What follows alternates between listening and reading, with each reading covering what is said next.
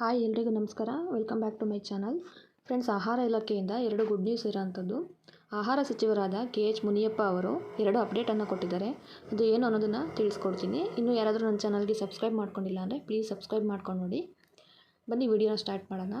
Friends, ಆಹಾರ ಇಲಾಖೆ ಸಚಿವರಾದಂಥ KH ಮುನಿಯಪ್ಪರವರು 2 good news ಕೊಟ್ಟಿದ್ದಾರೆ.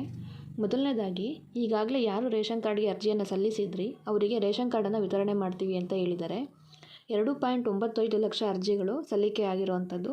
ಅಂದರೆ 2.95 ಲಕ್ಷ ಹೊಸ ಅರ್ಜಿಗಳು ಸರ್ಕಾರಕ್ಕೆ ಹೋಗಿರುವಂಥದ್ದು. ಈ ಎಲ್ಲ ಅಪ್ಲಿಕೇಶನ್ಗಳ ಪರಿಶೀಲನೆ ನಡೀತಾ ಇದೆ.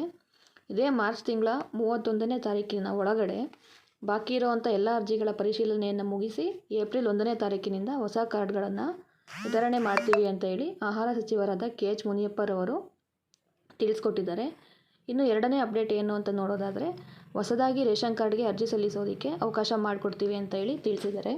ಯಾರೆಲ್ಲ ಹೊಸ ರೇಷನ್ ಕಾರ್ಡ್ಗೆ ಅರ್ಜಿಯನ್ನು ಸಲ್ಲಿಸೋದಕ್ಕೆ ವೆಯ್ಟ್ ಮಾಡ್ತಾಯಿದ್ರಿ ಅವರಿಗೆ ಒಂದು ಗುಡ್ ನ್ಯೂಸ್ ಅಂತಲೇ ಹೇಳ್ಬೋದು. ಏಪ್ರಿಲ್ ತಿಂಗಳಿನಲ್ಲಿ ಹೊಸ ರೇಷನ್ ಕಾರ್ಡ್ಗೆ ಅರ್ಜಿ ಸಲ್ಲಿಸೋದಕ್ಕೆ ಅವಕಾಶವನ್ನು ಮಾಡಿಕೊಡ್ತೀವಿ ಅಂತ ಹೇಳಿದ್ದಾರೆ. ಹಾಗೆ ಅರ್ಜಿ ಸಲ್ಲಿಸಿದ 1 ತಿಂಗಳ ಒಳಗಾಗಿ ಕಾರ್ಡನ್ನು ವಿತರಣೆ ಮಾಡ್ತೀವಿ ಅಂತಲೂ ತಿಳಿಸಿದ್ದಾರೆ.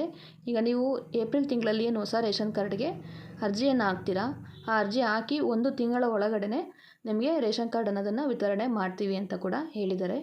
ಸೊ ಇದಿಷ್ಟು ಆಹಾರ ಇಲಾಖೆಯಿಂದ ಬಂದಿರುವಂಥ ಮಾಹಿತಿ. ಈ ಮಾಹಿತಿ ನಿಮಗೆ ಇಷ್ಟ ಆಗಿದೆ ಅಂತ ಭಾವಿಸ್ತೀನಿ. ಇಷ್ಟ ಆಗಿದ್ರೆ ಪ್ಲೀಸ್ ವಿಡಿಯೋಗೊಂದು ಲೈಕ್ ಮಾಡಿ. ಹಾಗೆ ನನ್ನ ಚಾನಲನ್ನು ಸಬ್ಸ್ಕ್ರೈಬ್ ಮಾಡ್ಕೊಳ್ಳಿ. Thank you for watching. ಮತ್ತೆ ಸಿಗ್ತೀನಿ ಇನ್ನೊಂದು ವಿಡಿಯೋ ಜೊತೆ.